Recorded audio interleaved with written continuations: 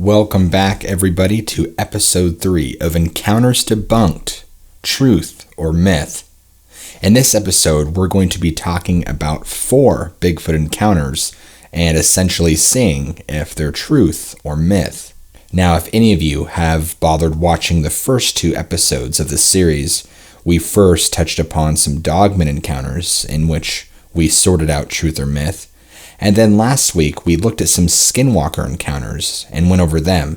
And so this week, we're going to be going over some Bigfoot encounters. So that should be pretty interesting. Normally, I've been trying to keep this series going every Sunday, but it's not always able to happen, unfortunately. I actually just had a baby about a month ago, so things have been pretty busy over here in the What Lurks Beneath camp. So I'm going to try and make it at least every Sunday for you guys to keep on track. Without further ado, let's dig into the first of 4 Bigfoot encounters. I've never given Bigfoot, or any supposed animal that doesn't exist, any real thought in my life. That is, until I went camping back in the fall of 2005. My place of choice was Mount Adams in Washington State. Okay, so let's talk about this first and foremost. So, Mount Adams is actually a mountain that's pretty close by to me. I live in Washington State, and I probably live, I wouldn't even say 100 miles away from this mountain. But those of you who are unfamiliar with the territory, Mount Adams is a very popular hunting area in the fall, but it's also a very well-known area for weird stuff to happen. I actually believe it's in the Gifford-Pinchot National Forest, which again has had some weird occurrences and sightings, basically just like Bigfoot, UFO, all that kind of stuff. Also, around the Mount Adams area, I can't remember the name of the cave, or if it's a little further away from Mount Adams, or maybe it's closer to Mount St. Helens, but that whole area, there's a place, you guys can look this up too, it's called the Ape Caves, and it's basically for people who enjoy spelunking and exploring caves. And the story was that these settlers had come into the area back in the 1800s and were attacked by these ape-looking creatures and had rocks thrown at them and all that stuff. So it's just interesting history and folklore that comes with the area, and that there's a lot of supposed Bigfoot sightings and UFO sightings and weird lights around the Mount Adams area. So as soon as he talked about venturing off into Mount Adams in the fall, automatically that's setting this story up, so I'm sure something is bound to happen. I do things pretty unethically and probably quite dangerous to most. I usually start off at a trailhead and go completely off trail, using only my compass to guide me back in the right direction. I was pretty good at doing what I do, so I know I wasn't too uncomfortable with the concept of the whole thing. I remember the leaves were just starting to change color, so this was probably earlier in October. I remember I had hiked miles and miles the very first day, set up camp, got up the next morning, went again for another 5 to 7 miles before toning it down that evening and settling down early.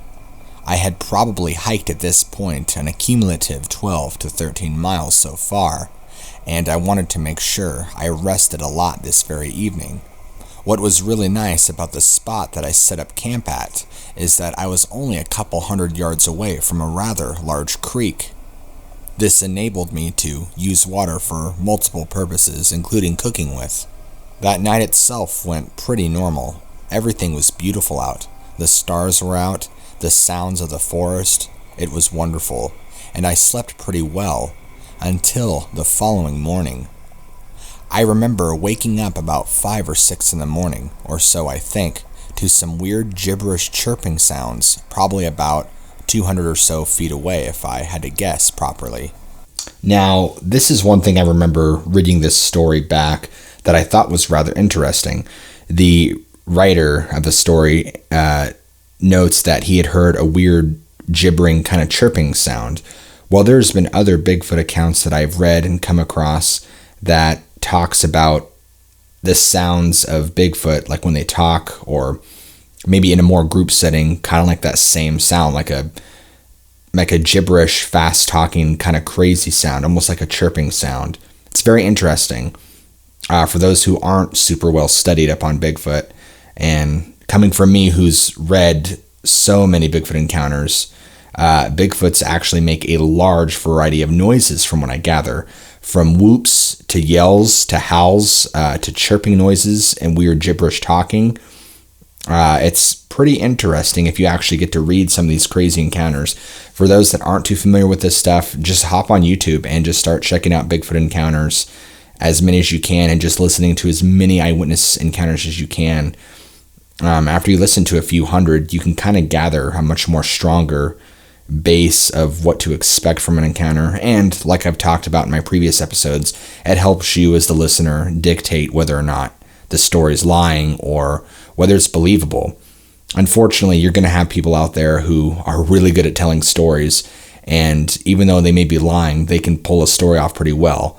But I feel like luckily those people are far and few in between, and there's a lot more legitimacy and honest people telling their encounters. So let's listen on. The sounds seemed pretty distant, but close enough that I could actually hear kind of what was going on. These sounds sounded like people on speed talking as fast as they could. It was the weirdest thing. I remember thinking to myself, why would there be anyone out here? I'm at least 13 miles away from any trailhead. I just laid there though, with my eyes shut, trying to drift back off to sleep. But this gibbering sound is all I could think of to call it, kept going on and on. And finally, I got curious and wanted to see what was going on. So I got out of my sleeping bag and poked my head out of the tent. Now, from right where my head pokes out of the tent, I had a pretty clear view of the creek from where I could see, and there was enough trees and brush that I was kind of concealed, I guess you would say. Like if there was a bear or some predator at the creek, I don't think it would necessarily see me, but again, I had a pretty clear view. I remember I looked over in the direction of the creek, and I was stunned by what I saw. There were two humanoid figures, I guess we'll call them. One was black and extremely hairy. The other one was almost a pale white with a little bit of gray. The pale gray one was taller and larger than the black one. If I had to guess sizes, of course, just based around the rocks around them, I would say the black one was maybe 5 to 6 feet tall, while the pale gray one was probably 8 to 9 feet tall. The pale gray one was obviously much larger in girth and overall size. Even the muscle mass was a huge difference between them. I'm actually really glad I picked this story just because it has so many little nuances that are a little more exotic and aren't as common in Bigfoot encounters that you read. One thing that's really common with Bigfoot encounters is, usually the Bigfoot itself will be like a dark brown, usually all black, really thick matted fur.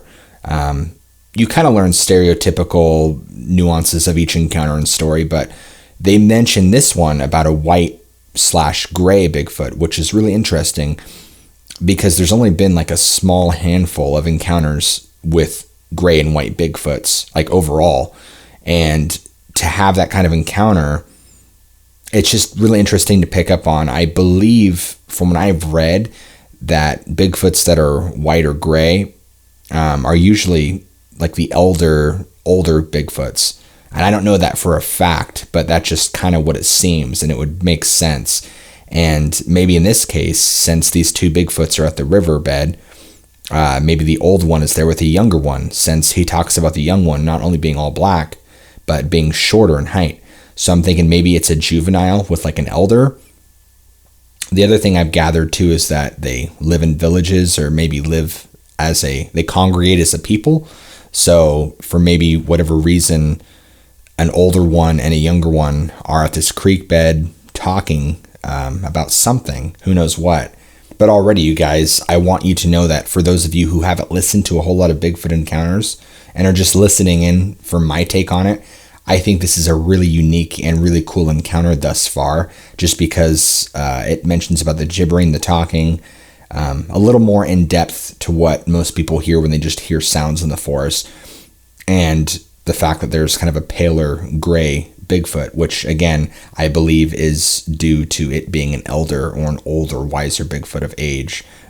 Again, just from what I've gathered from encounters and other stuff like that, that's kind of what it leans to. So let's listen on. I couldn't really make out any faces or anything other than just seeing these large shapes, but I remember hearing the gibbering noises go on, and it sounded like it was coming from them. They were moving their arms around like they were lost in conversation with one another, and they were literally standing right at the bed of the creek. I was in such shock and disbelief, and so bummed out I didn't even have my Kodak camera or anything to take a picture of these things with. I was pretty sure what I was witnessing was two Bigfoots having a conversation or something like that. Although I don't know if you could really call that conversation. It was just these weird, high-pitched, gibbering noises that I guess would be their communication. I'm not sure. This went on for a little while longer, and I watched them out of curiosity. I never sensed any fear or felt anything bad. Just watched them sit there, move their arms around, and talk to one another. And then, before I knew it, they kind of just disappeared. They moved out of view really quickly, but the gibbering noises and sounds still kept going on, although I could tell it was moving farther and farther away. It's really crazy to me because I know that the Pacific Northwest is supposed to be known for Bigfoot, but I never actually ever believed in that, and I didn't think I would be running into any of them at all in my camping expeditions, let alone two. After they left, I got back in my tent and got everything ready to go, and I actually tried to head back to where I came from, just in case I didn't want to wander into their territory or anything like that. I have no idea what kind of animals those things were, and I didn't want to be on the aggressive side of any one of these things. Even though I wasn't scared at all, I feel like this whole experience just taught me to be a whole lot more aware of your surroundings and to be open-minded to the unknown. Even though there's things out there that are supposedly not supposed to exist, I saw with my very own eyes two of those things. I don't know if Bigfoot are supposed to be a type of people or an animal or even supernatural, but whatever they are, I must have been close to maybe a den or a village or whatever it is that they migrate and live in all together. I've told my experiences to a few friends of mine, and they actually tell me that it sounds like I encountered an elderly Bigfoot talking to a younger juvenile Bigfoot, which I thought was extremely interesting. I guess white and gray Bigfoots aren't as common, but I guess they are seen from time to time, and I don't know if it's because of their age or what it is that causes them to be that color. But then it was also interesting to see a shorter one, which would make sense that maybe that one was a juvenile that was talking to an elder one. Maybe that really did mean that there was a village nearby, or something like that. I'm not quite sure, but it would make a lot of sense since Mount Adams, I guess, is kind of a hot spot for a UFO and Bigfoot encounters, I later on found out. And like I said, I was at least 10 plus miles off of any trailhead. It would be impossible for really anyone else to be out there in a big hairy gorilla costume of any kind. There's no reason anybody would travel 10 plus miles out in the middle of the forest to do such a thing. And for what reason? Not to mention, those Bigfoot sounds were just not human. Okay, so instead of stopping the video a couple times like I could have, I just thought I would let the whole story play out again.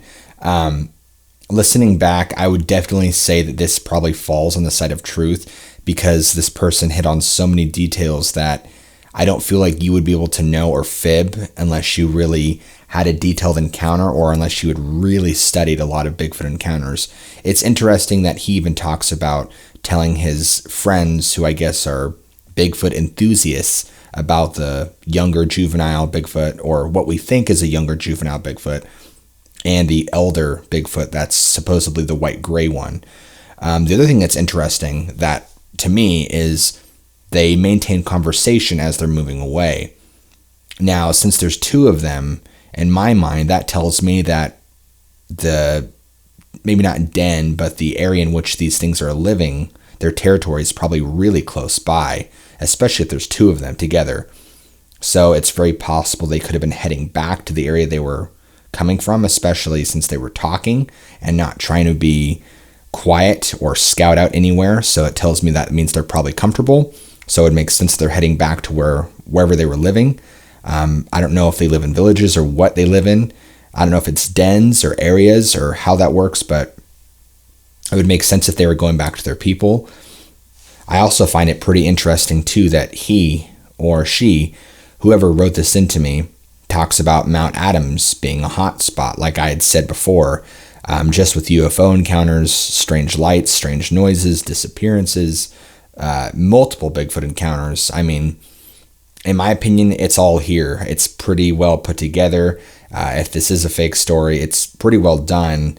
But I'm going to go ahead and say it's on the truthful side because I've heard many stories that are quote unquote truth that are much less well written. And it's not even so much how well it's written, guys. It's not like it has to be a novella. It's the point in which what they tell about happens and how they describe certain things is what I listen for when I determine whether a story is true or false. Yeah, you can have exaggerated events and things like that happen, but in my opinion, you're only going to know certain details of things and situations unless you truly either experience them or, maybe in this case have studied a ton of Bigfoots and just wanted to make one up. But again, I'm going to side on the truth side that I think this encounter is all true. So let's move on to encounter 2. Hello, what lurks beneath.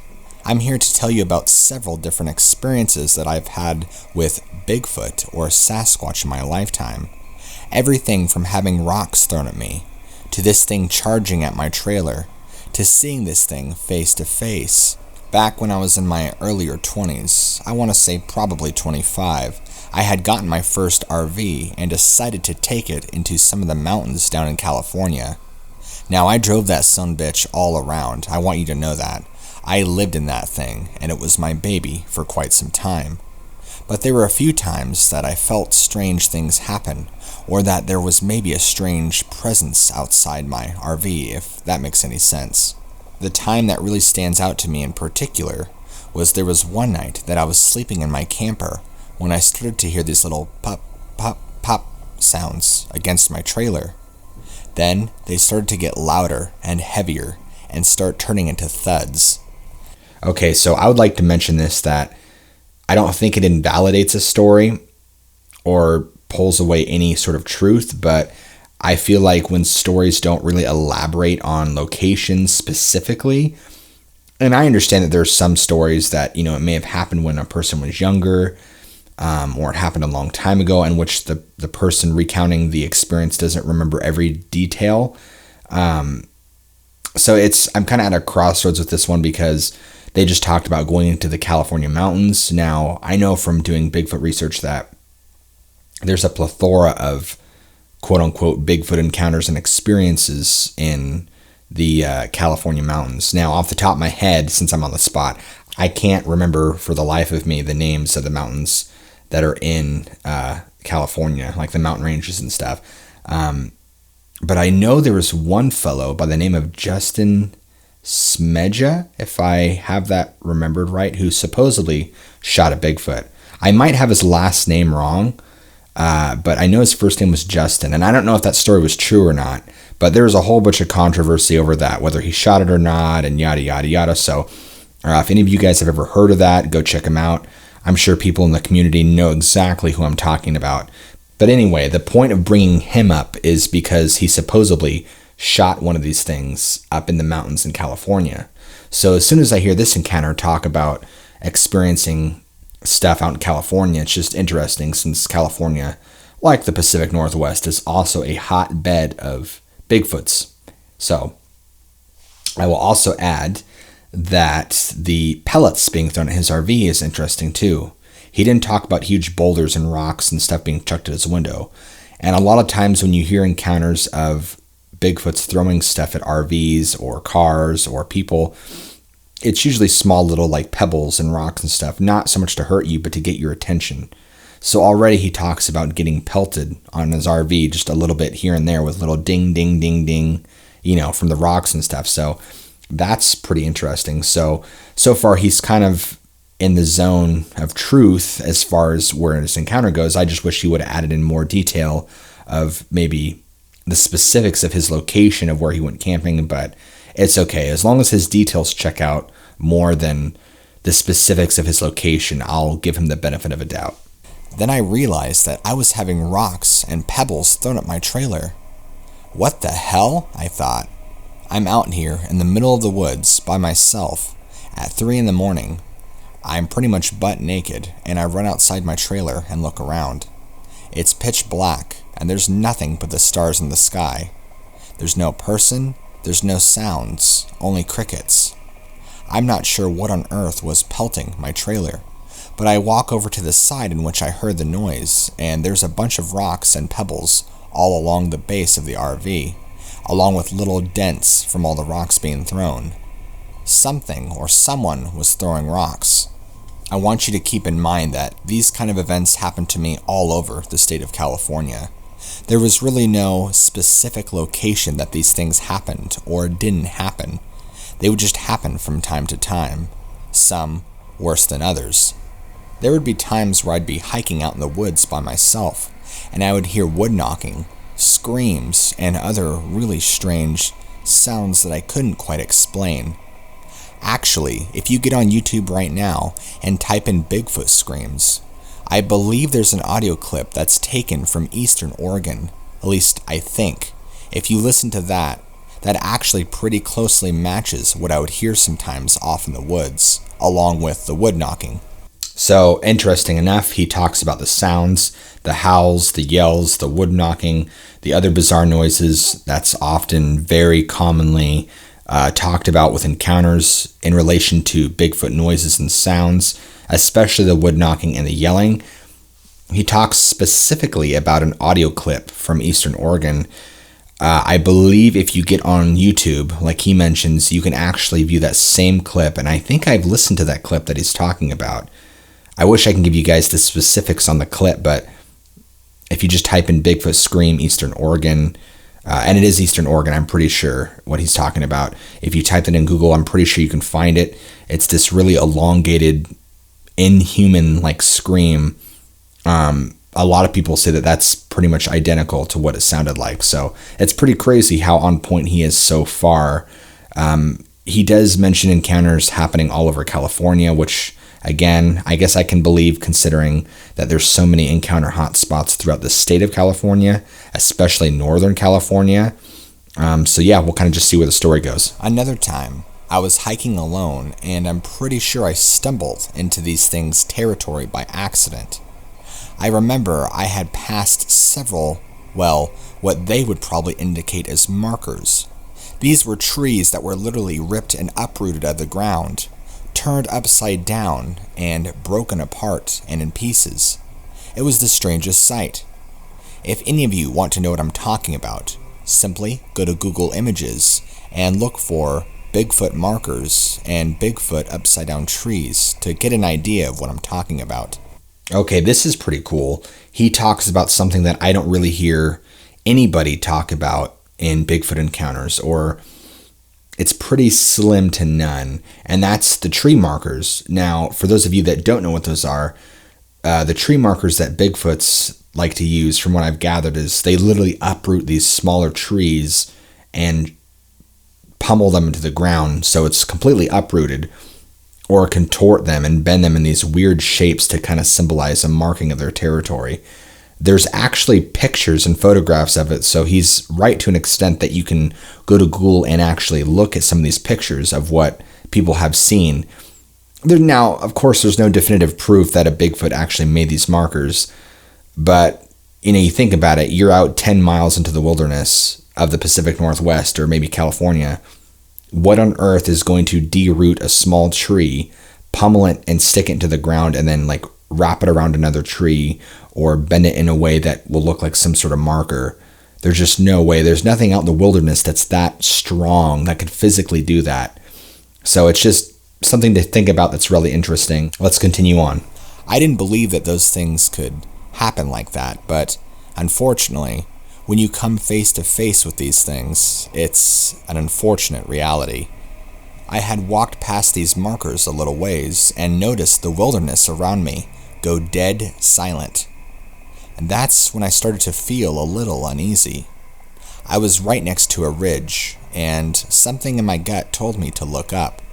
And at that top of the ridge, maybe 20 feet away from me, was the largest, what I would call Bigfoot, that I could ever have imagined seeing in my life. This thing was a behemoth. It was massive. Not only did it have the largest barrel body I've ever seen, but it looked like a silverback gorilla on steroids. I'm talking easily 9 to 10 feet tall, and I can't even measure the girth because it was just so massive. The muscles itself were humongous. But the most haunting part of that whole experience was the intent look that it was giving me. It had a very Neanderthal-looking face, a very pronounced brow ridge, and large nose and lips. The eyes were dark, but not pitch black. I can kind of see them from only about 25 feet away. This thing just glared at me menacingly. Its body language and entire demeanor was basically holding its ground and defending its territory. If I had to summarize the way it was looking at me, it was basically telling me to leave now. You bet your sweet ass I wasn't going to be trying to challenge an animal this large. Hell no. Anyway, I just wanted to share these minute details with you, and in the future, I might go ahead and send you a really full, in-depth encounter that I had in Colorado. It's pretty cool that he mentions Colorado there at the end, considering Colorado is a crazy hotbed for Bigfoot encounters too, just due to all the heavy forestation and mountains and whatnot. So, but about the actual encounter itself, he mentioned seeing one up close. He talked about it being about 9 or 10 feet tall. Usually the 9 or 10 feet tall plus Bigfoots are usually like the alpha males. They're huge. I mean, these are humongous animals. He talks about just how huge it is, and the girth and the muscles, and just how extravagantly large this animal is. He sounds like he's pretty terrified. And what I also noted that was really interesting about this encounter is he talks in detail more about the face. From what I've gathered, a lot of the Bigfoots, like people, are going to look different. And they look different from area to area from what I've gathered. And so, but they all have a few unifying factors. A lot of people talk about them having all kind of that Neanderthal look to them, bigger lips, larger nose. I think some people report an ape-like nose, but I guess a lot of reports have been of just a really large human-like nose. A very pronounced brow ridge, that's really common. And again, dark eyes. I haven't heard anything about, glowing red eyes really. I mean, I guess a few times, but not a whole lot. It's mainly just dark eyes, kind of like how a gorilla's eyes are dark, but not pitch black. Kind of that thing. So that's interesting that he talked about that. He didn't mention any sort of smell, but if this Bigfoot was supposedly, not grinning at him, but giving him a scowl, like wanting him to get out of there, it's very possible he could have wandered really close to a territory where there might have been young ones or others in the area that are around. It sounds to me like Bigfoot kind of patrol their area and kind of keep their area guarded, much like people would of a tribe, especially since he had seen that marker already previously. That might very well dictate that he is indeed close to Sasquatch territory. His encounter descriptions fit a lot of what I've read and fit into for people who've encountered these animals, up close and firsthand, with being anywhere between, 10 to 50 feet from these things. I would say he's pretty on point, and it sounds fairly believable, especially recounting multiple experiences and not just one event that happened. Obviously all within the state of California, from what it sounds like, all having similar events, and that being, of course, being a hotbed for Bigfoot encounters. I'm going to say that this story also leans on the true side. Let's check out the third Bigfoot encounter. What I'm about to share with you now is my actual father's encounter that he had back when he was in his 20s. Yes, when I mean my actual encounter, I'm talking about me, what lurks beneath, my father's actual Bigfoot encounter. He's told me about it many times growing up, but I thought it would be really cool to share with you guys in a Bigfoot Encounters video. So, this is my father's encounter. So yes, guys, this was not sent in to me. This was told to me pretty much my whole life growing up by my father, who grew up in Florida for a good portion of his younger years, later on moved to Colorado, later on moved around the U.S., and finally to the Northwest. This is a really cool encounter that he had when he was younger. Again, he's told it to me growing up multiple times. It's never changed. It's always stayed the same. Really eerie and creepy considering just where he was at the time and all the things that, they talked about in the encounter. If you haven't heard it, let's listen to it. Back in 1973, it was around summertime. This occurred in the outskirts of Davie, Florida, where much of the land at the time remained undeveloped, except for the thousands of acres of orange groves and citrus fruits. Reportings at the time on the news talked of a skunk ape. Those of you who are more familiar with Bigfoot and Sasquatch will know that the skunk ape is the same creature that's commonly seen in the Florida Everglades. There are still many sightings to this day.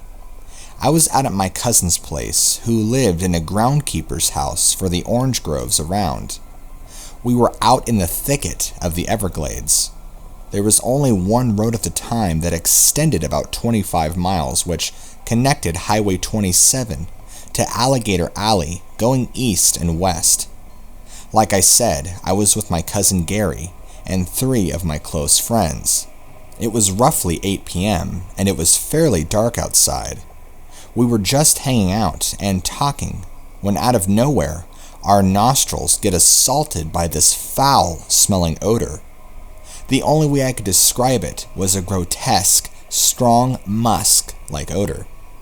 I've smelt skunks in my day, and even though the potency of the odor was the same, this smell was distinctly different, but still had that wild animal smell to it. Like I said, my father recounted this whole story for me to write and to actually put up on here for you guys. It was really cool listening back and getting to hear him retell the story in a little bit more detail so I could write this all down. But it's interesting when he got to this part how he said, he just talked about the smell, and obviously that's a huge thing with a lot of Bigfoot is they have this rotting meat, super strong, pungent hot garbage kind of odor. And that kind of varies, I've heard rotting meat. I've heard other times where it just smells like a really, really bad skunk smell. But my dad just mentioned that not only did it stink, but it had a very wild animal smell. I don't know how many of you are outdoorsmen or people that like to go outdoors. But even for example, a skunk smell. Yeah, a skunk stinks, but it has a very wild animal smell. Again, those of you who are familiar with wild animals will know exactly what I'm talking about. There's just a certain musk and a type of smell where you can just tell that it's a wild animal. He really reiterated that point to me, and I thought that was pretty interesting, and it just kind of made the whole encounter come to life a little more for me as the listener. Just sitting there imagining the smell of this thing creeping in and knowing that it's close by. The smell freaked us out because, in our minds, it instantly went to skunk ape with all the recent reports on the news. Let me give you a better layout of the property. My cousin Gary's house was surrounded on all 3 sides of orange groves that extended for miles out to the Everglades. Other than that, he had a long front yard with a driveway that led right to the road. We started hearing commotion and rustling out in the orange grove somewhere out of the darkness. I would estimate it being close by the house. The smell started getting stronger, so we all got up, turned on the outside lights. Whatever it was out towards the backside of the property. It was beyond the realm of light of the yard, and was remaining hidden in the darkness because it did not want to be seen. We all armed ourselves with guns. We had rifles, pistols. We were ready to take this thing out. My cousin had a high-caliber elephant gun. He also had a .30 caliber machine gun, semi-automatic as well. One of us had a .22. Another had a .357 Magnum. We ran outside to the backyard to see if we could spot anything. We couldn't see anything with the darkness being as thick as it was. We were yelling at it, taunting it to show itself, but things remained quiet. And then after a few moments, we heard a huge branch breaking. I would say it was within 10 feet of where the light stopped. This thing was close by. I don't know what it was, but it was intelligent enough to remain hidden.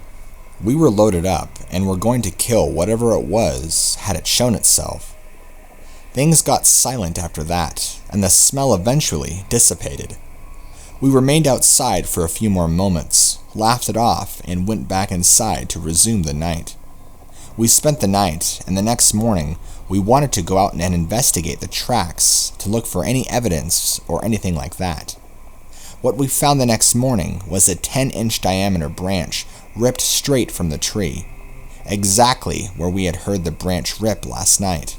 This is just another cool part of the encounter which my father talks to me about, and he's still kind of puzzled to this day and doesn't know what it could have been, because what out there in the Everglades is going to be able to rip this branch clean off the tree like it did.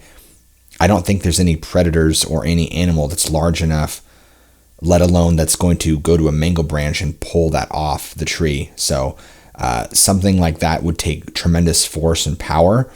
It wouldn't just be a human doing it. So again, it's just really crazy how, when someone close to you or someone that you know personally has something like this to share with you, it's just, you kind of listen a lot more, and it's kind of a little more eye-opening.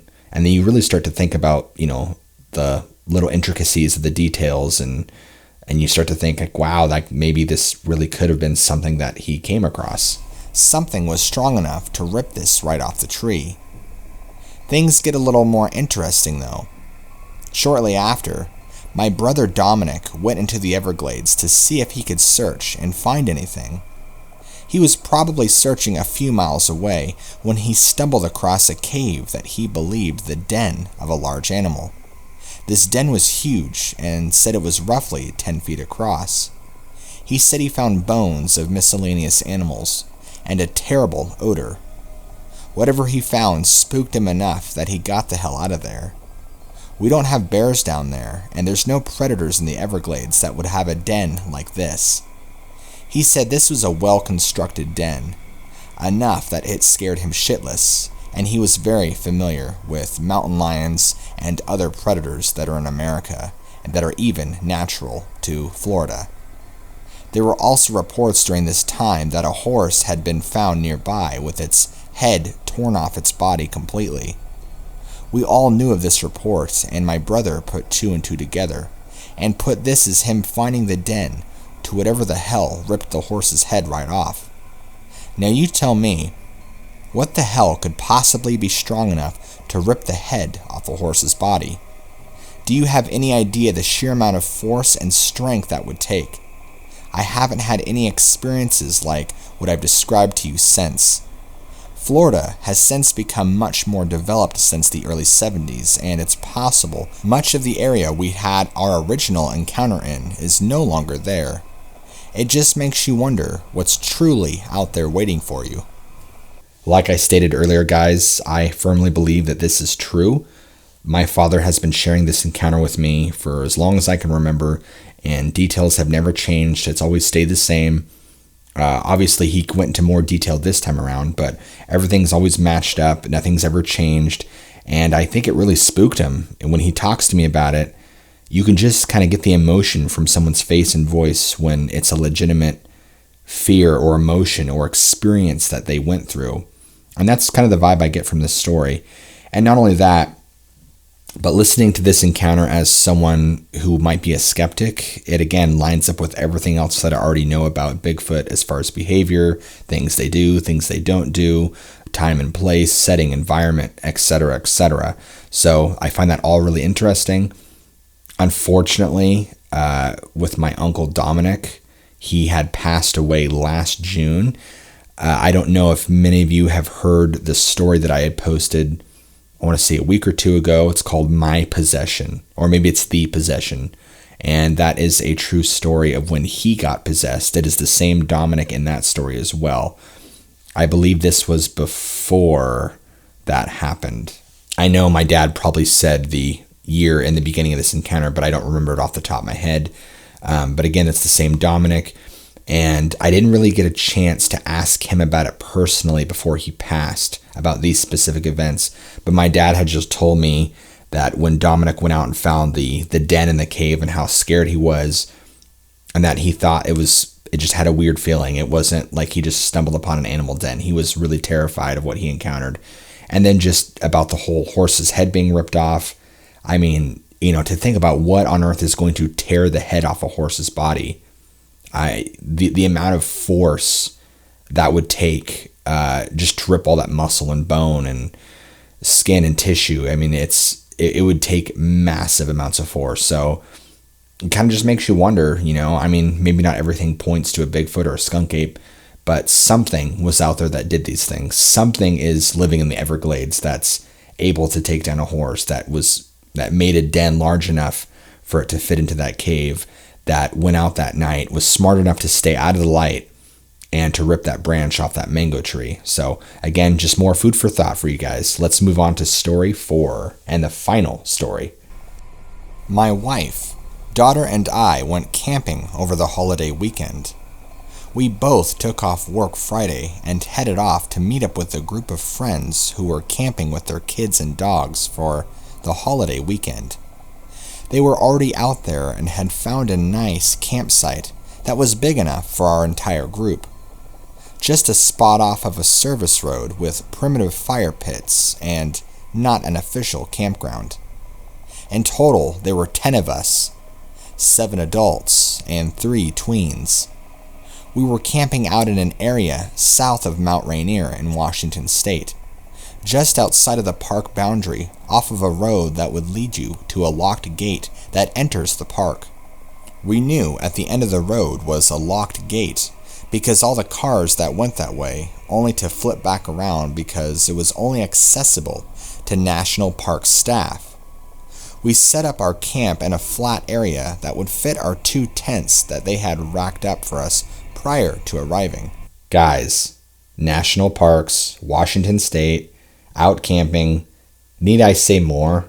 It was a bit closer to the road than their tents were, and they had set up their tents much further back. Once camp was set up, we hung out with our friends while the kids played and had dinner around the fire. Just friends hanging out, having drinks, hanging around the fire, and all was great. We stayed up pretty late, and everybody was getting tired and cold. Slowly, everyone faded off to their tents and to bed. My wife was cold and went to warm up in the car, and then proceeded to fall asleep in the car. Now my daughter and I are the last 2 awake out by the fire, and she decides that she wanted to sleep in the car too, where it was warm with my wife. I agreed that was okay, after I attempted to wake my wife up and get her to come to the tent to go to sleep, and she was out cold. So I watched her go to the tent and grab her blanket and her sleeping bag for my wife as it went cold, and I had turned off the car by now.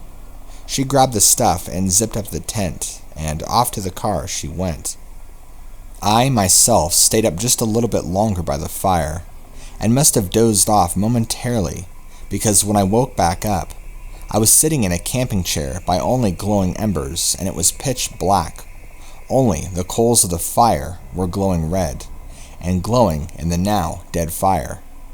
I got up and found my way to the tent in the pitch blackness of the night, and climbed in and went to sleep. I was exhausted and fell asleep as soon as I hit the sleeping bag. Around 3:30 in the morning, I wake up to my daughter's tent kind of rustling, and what sounded like 2 female voices talking really softly. I listened intently, trying to hear what they were saying, but I couldn't really understand anything. There were no real discernible words coming out, just mumbling, then silence. I figured it was just my wife and daughter finding their way to my daughter's tent, not wanting to wake me up being loud. Figured my wife was just going to sleep in the tent with my daughter. However, Now I am upset because my back is killing me, because the air mattress is now flat and airless. As I lie there in what I can only describe as dead silence, I hear cracking like sticks breaking or popping, so I assume it is the fire still hanging on somehow. Then I hear something moving around towards the front of my tent, and it stops. Something is directly outside the front of my tent. I can feel it. I can sense it. So I slowly raise up to a seated position and hear something breathe in and exhale a large breath. This is the heaviest breath I have ever heard, and it was followed by what I can only describe as a very loud huff, as it was from a horse or a cow, or some very large animal. I sat there frozen with fear, trying to rationalize what it is I'm hearing, and it stopped. All I heard was one deep inhale and exhale and that huff sound. Then everything went silent. What followed next is an owl hooting just a little ways off back from behind the area our friends' tents, and after that, I heard nothing else. No sounds at all. No fire popping, no sticks cracking, nothing. So this is a pretty interesting scenario. The guy's in his tent, and it sounds like there's something outside of his tent that's rather large. He talks about it being the largest breath he's ever heard anything take. Guys, this sounds like a Bigfoot encounter to me. Bigfoot, from what I gather, are very curious creatures by nature, so it's very possible that a couple of them had stumbled upon these people's campsite at night, since they seem to be nocturnal animals. Maybe just wanted to kind of check things out, didn't mean any harm, weren't malignant at all, but just were curious. And that's kind of what it sounds like, especially when they talk about the deep breath and the exhale. I've heard things that, Bigfoots have really big lungs and they're able to take really big breaths. And there's other situations and encounters in which people report hearing these things breathe heavy, or just breathing really loud, or having large breaths when, being outside their tent or out in the woods, or just a lot of things ring bells for me that these all kind of coincide with other behaviors and behavioral patterns that I've kind of read about Bigfoot's doing. It's just interesting already so far, and it sounds pretty truthful and on the mark so far, guys. So let's keep listening. I stayed there, sitting up frozen with fear for what seemed like forever, until I could tell the sun was coming up, and that it was light out now. I mustered up the courage and go outside and check the ground in front of my tent, and that's when I noticed my daughter's tent unzipped and empty. I panicked and rushed to the car, and there in the car, sound asleep. I see not a single track, nothing around our tents, and everyone else is about 20 to 30 yards away in their tents. Now I am freaking the hell out. Who did I hear talking? Who was skulking around the tent? What the hell was that breathing in front of me and huffing outside my tent? What opened my daughter's tent zipper? Surely there is an explanation, and I sit out there for at least an hour, getting the fire going as our friends begin to get up and move about. They slowly make their way out to the fire, and I immediately start asking them where they were and were their dogs all night. Did you let them out? Where were they? Were they sniffing around the tent? Did any of you wake up and were talking or moving around? And did you hear the owl? Nope, no, and no, they all replied. I have no idea what that talking softly was, and what was breathing and huffing right in front of me. What the hell opened my daughter's tent in the middle of the night? I watched her zip it shut and go to the car. That breath and huff was so scary that it left me frozen with fear. I didn't move at all after hearing it, and sat there as silent as possible, not even wanting to breathe. One of the scariest moments of my life. Something large and unknown in the darkness, directly in front of me, and the only thing separating us is a thin tent wall. This all happened Friday into Saturday morning, and we still have another night here. I decided that I am not sleeping in the tents, and neither are my wife and daughter tonight or ever again.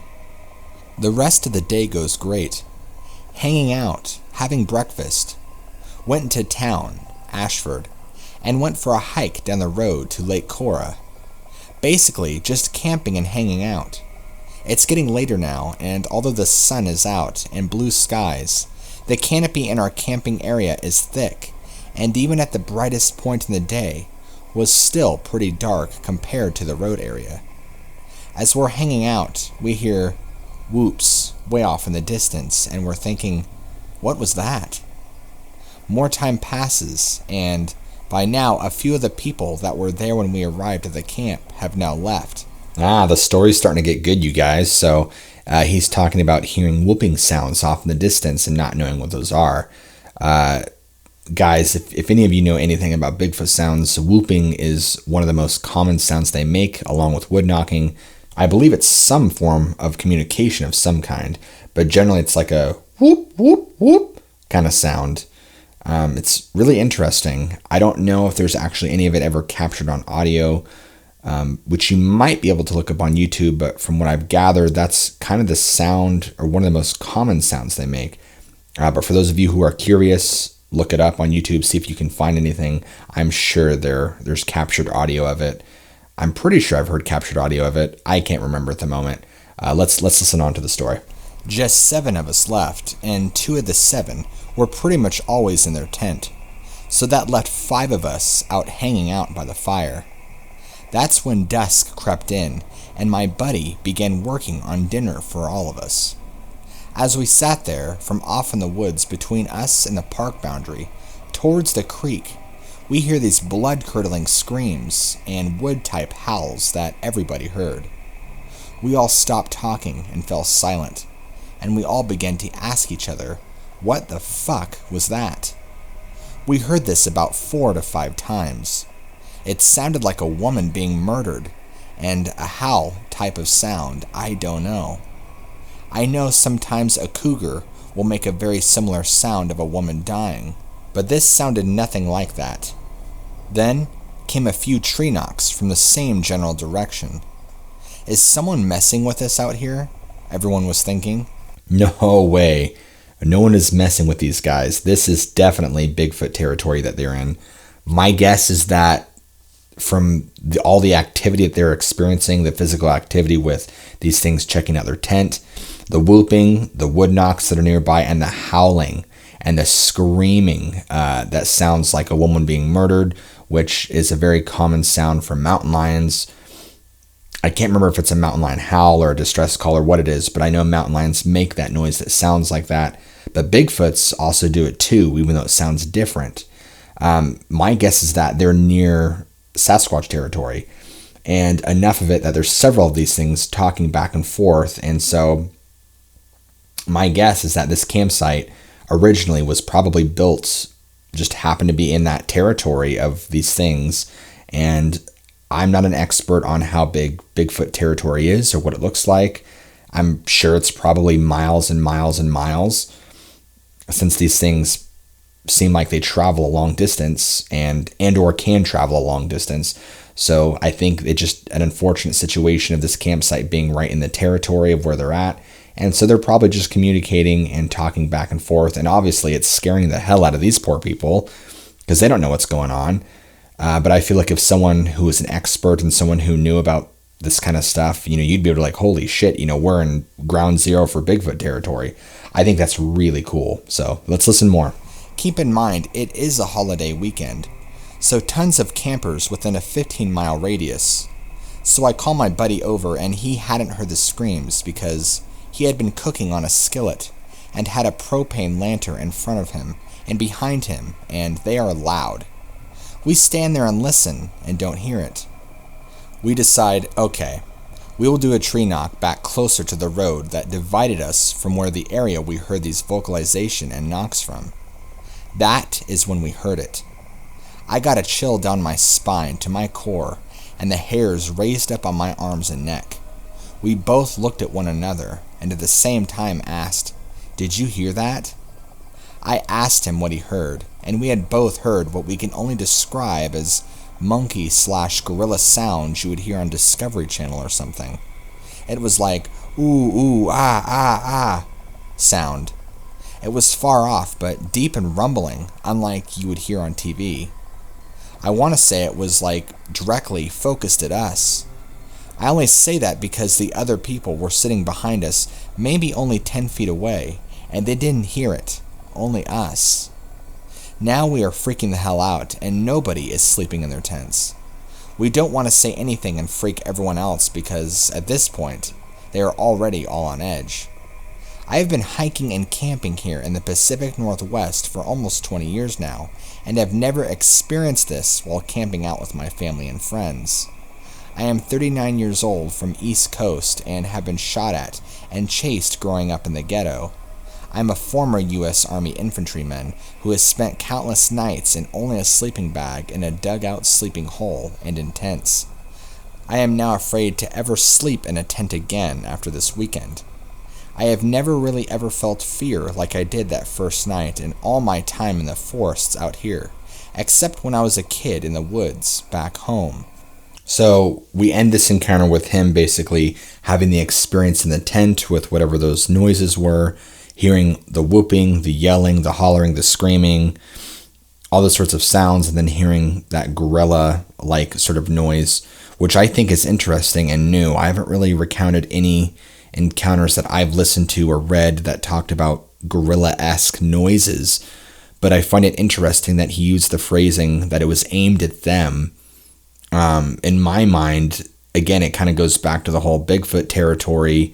Maybe these Bigfoot are wanting these people to get out of their territory, hence the projecting this noise at them, and that's aimed at them.